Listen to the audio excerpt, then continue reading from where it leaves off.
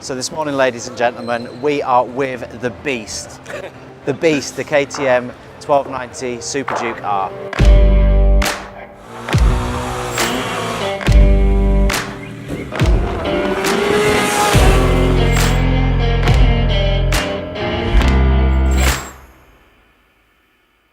This is quite nice, this one, isn't it? This has got to be one of the most cool and hottest and fast and raw bikes that I've seen at EICMA so far.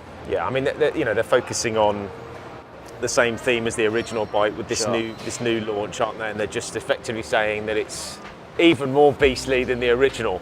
And to be fair, having looked at it, got to say, it's seriously impressive bit of kit, isn't it? Well, it's the looks to match as well, right? We already know. I mean, the SuperDuke, it's got a massive reputation of just being a hooligan bike. Yeah. It's a beast. Yeah. They're actually saying that the beast has got beastlier, which is similar to what they're saying about the 890 Duke R. Yeah. The scalpel's just got scalpeler. Yeah. So the beast has got beastlier.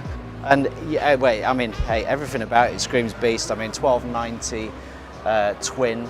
With 107, it's 180. Now it's 180. 180. It's quite interesting having spoken to one of the other manufacturers yesterday about what they're trying to do this time around with new bike launches, especially with Euro 5 legislation, and how much more difficult it is to get bikes through that test. Well, it's really hard to make an improvement in that, you know, with all that into account, right? Oh, without a shadow of doubt. But even to remain the same horsepower and weight and all that kind of stuff, that's a massive challenge. Never mind making improvement. Well, the interesting thing, and this is the thing I think that excites me more than anything, is actually they're reducing weight. So some of the manufacturers have done it. They've done it with this. This bike is 6 kilos lighter than it was last time around. There is a slight power hike. This goes up, I think, as we just said, to about 180 horsepower.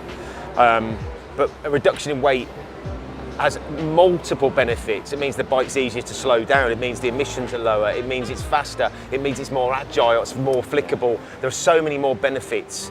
But I mean, I think that is one huge advantage. For me, it's the thing that really stands out is the way the bike looks. Oh, yeah. I just absolutely love the styling on this bike. I wasn't, the original SuperDuke for me, I wasn't super convinced. I wasn't convinced. This time the draw factor is. I'm struggling not to salivate right it's now. Fantastic. Well, interestingly enough, you're actually in the market for super powerful naked bike, aren't you? Yeah. Well, I mean, this has got to be on the. Oh, without a shadow of a doubt. I think I had some kind of strange and erotic dream about this last night, having seen it yesterday. Well. This Kawasaki's new ZH2, which I'm hoping we'll probably talk about at some point. I believe, I don't know whether the bike's here, but I believe they're launching an uprated speed triple.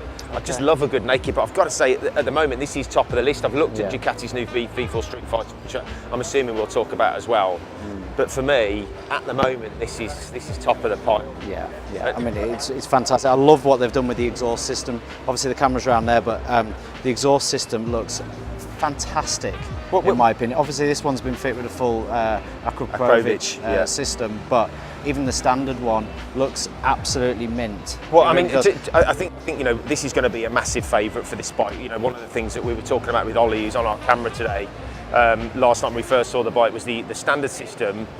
Because it's got a single-sided swing arm, actually it kind of covers it a bit, doesn't it? But when you see it with the cut of it, I mean, that just looks fantastic. I think the proportions are right. The packaging looks good. I know you can be deceived when you're in this kind of environment when you're looking at bikes, but actually it's quite a compact machine. Oh, really compact. I mean, can you imagine what this is going to ride like on the road? It's just going to be like just raw. That's my impression. It's going to be super raw. We probably should have got Ollie in on this one, because I know that he's ridden the original bike. I haven't had the opportunity, and obviously we've ridden the 790, and I thought that was quite a bit of a monster, but this is a whole other level. Monstrous power, huge torque.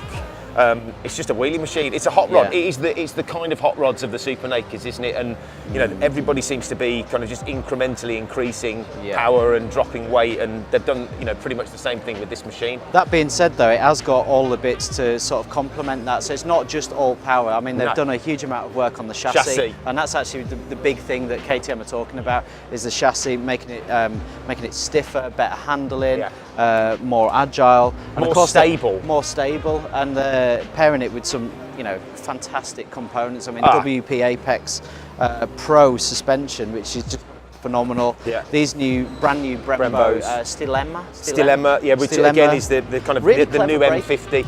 Really clever braking system. I mean, you know, CNC specifically to like induce sort of more airflow, so you don't get that that build-up of heat when you're really going hard. I mean, it's a clever system, and actually I think a fair bit of the weight is saved via the new Brembos. So yeah, when we were talking to Paolo yesterday, he said that the effectively they're sort of peppering holes in the caliper to make it lighter, but also to make it to improve the airflow to stop you getting your brakes too hot. It's so clever. The other thing I love about this is the switch gear. I know it seems like a really silly thing, but I think they've improved that massively. It all feels really nice quality and premium. That's the right word. Yeah. The finish does feel another notch up from the previous bike. Yeah, I would totally agree with you. And what? I've decided. Yeah. So pricing on this is not wholly confirmed yet for the UK, but we're looking at about sort of 17-18 grand for this, aren't we? I think between 17.5 and 18k. That doesn't include the tech pack, which is something they're obviously doing for this round of and that's releases. Fitted on this bike. Say again. And that's fitted on this bike, tech pack. Yes. Yeah, and that again is very similar to what we talked about with the 890 R, track mode, multiple rider modes, 9-way traction. And Paolo was just saying to us that when you're on track and you're really putting some heavy braking down, it'll flash the rear light to let other people know that you're really. Cool. So there's some really nice features, but you are adding another 700 quid basically. 950 euros. Okay. So it's not the cheapest bike in the world, but you are getting something really special. So that's been our first look at the KTM SuperDuke R 1290. Absolutely love the bike. It's gorgeous. So stay tuned, we're going to be shooting more bikes from EICMA and the latest basically for the 2020 season. Please like, please comment, love to hear what you think about the bike. Please subscribe to the channel as well, and make sure you hit that notification bell too, and we'll see you next time.